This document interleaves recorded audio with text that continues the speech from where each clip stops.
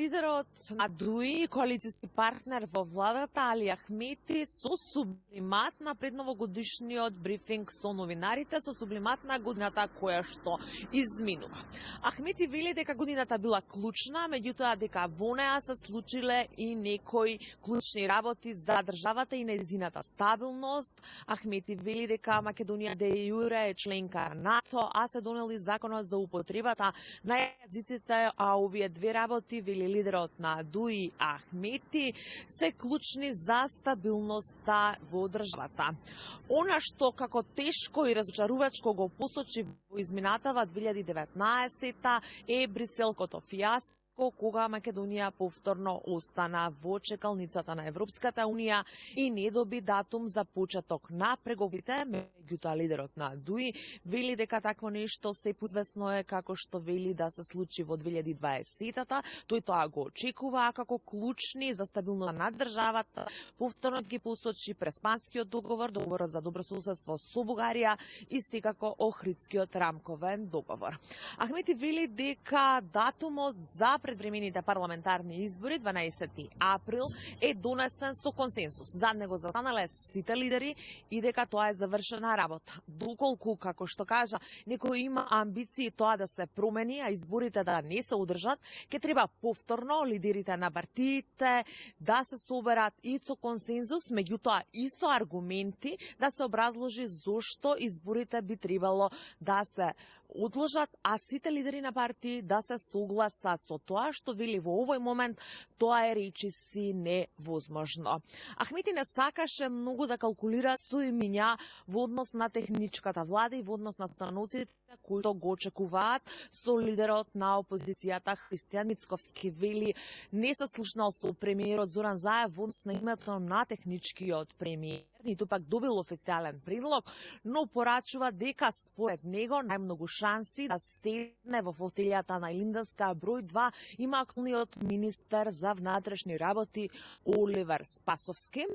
Иако инсистирав да ми одговори, да ми каже каков профил на човек ДУИ не би поддржала за технички министер за внатрешни работи, кој што би требало да дојде како предлог на опозицијата, за кој што и ДУИ треба да даде согласност и што се очекува од состанокот со него и со лидерот на ВМРО-ДПМН Христијан Мицковски. Ахмети не сакаше да зборува конкретно на оваа тема, рече дека ќе почека најпрво да ги слушне и да ги види предлозите и фаворитите и на Мицковски и на Заев. Да слушнеме дел од пораките на лидерот на ДУИ во однос на изборите и пораката и до неговиот коалицијски партнер, меѓутоа и до лидерите на останатите партии. Ако се пишмани, не мислам дека би требало да држиме едностранни ставови. Би требало да свикаме нов состанок од претседателот на државата за да ја оспориме усогласената дата. И сите би требало таму да ги представат своите ставови, дали се согласуваат или не. А би се согласи претседател на државата да свика состанок и да ги видиме вистинските причини, дали сите би се согласиле да се одложат изборите. Во однос на резултатот од изборите не слушавме конкретни проценки, меѓутоа Ахмети со конкретна порака во однос на формирањето на следната влада. Иако во 2016-та ДУИ го прекрши дотогаш неформалниот принцип за победник со победник, односно условно победниците во двата кампуса, македонскиот и албанскиот, да формираат влада, Ахмети вели дека во 2016-та такви биле околностите и ДУИ го направила тоа што вели било најдобро за државата, но сега во пресрет на изборите со порака до лидерите и на СДСМ и на ВМРО-ДПМН дека она што се случи во 2006 кога ДУИ остана надвор од владата, иако победи во албанскиот политички кампус, а потоа се доведе до политичка криза која што заврши повторно со предвремени парламентарни избори, не би било воопшто добро за државата и, како што рече, за иднината на државата тоа да се повтори. Да слушнеме изјавата на Ахмети. Во однос на принципот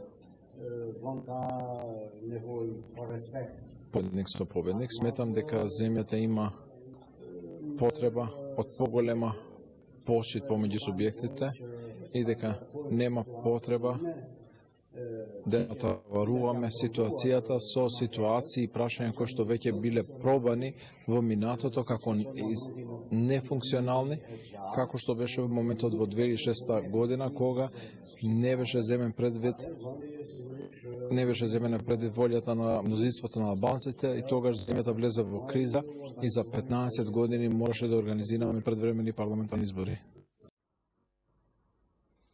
Во однос на законот за употреба на албанскиот јазик и забелешките кои што до Македонија стигна од Венецијанската комисија, лидерот на ДУИ вели дека законот за употреба на јазиците гарантира стабилноста во државата и дека очекува тој да биде спроведен до крај, како што рече не очекува ниту пак ја брза државата тој да се имплементира за сам 6 месеци, меѓутоа законот треба до крај да се спроведе и да се употреби онолку време колку што е потребно, бидејќи како што кажа македонците и албанците во многу работи слични, ги живеат истите проблеми, ги имаат истите дилеми и сакаат стабилност во оваа држава. Единствено нешто што ги разединува е јазикот кој што го зборуваат и токму затоа Али Ахмети вели дека тоа треба да се спроведе до крај и дека тука нема ништо проблематично и дека законот не излегува според него од рамката на Уставот и дека е дел од Охридскиот рамковен договор. Инаку лидерот на ДУИ, коалициски партнер во владата, со порака и до неговиот коалициски партнер Зоран Заев во однос на блокадата на изборниот законник со амандмани од страна на ДУИ, во кое што Заев со помалите партии во собранието предлага промена на изборниот модел, порачува дека нивната блокада, односно реакцијата на ДУИ е принципиелна, бидејќи како што кажа на 3 месеци пред избори не може и не сме така преку ноќ да се поднесе закон за промена на изборен модел без да не се разговара за него, но и без да се постигне консензус од најголемите политички партии во државата. Сублиматот на лидерот на ДУИ овде во Мала Речица за годината што изминува тешка година која што е имала Македонија, меѓутоа година во која што се случиле многу клучни работи за државата и за нејзина стабилност, која што велат очекува да финишираат и во 2020-та.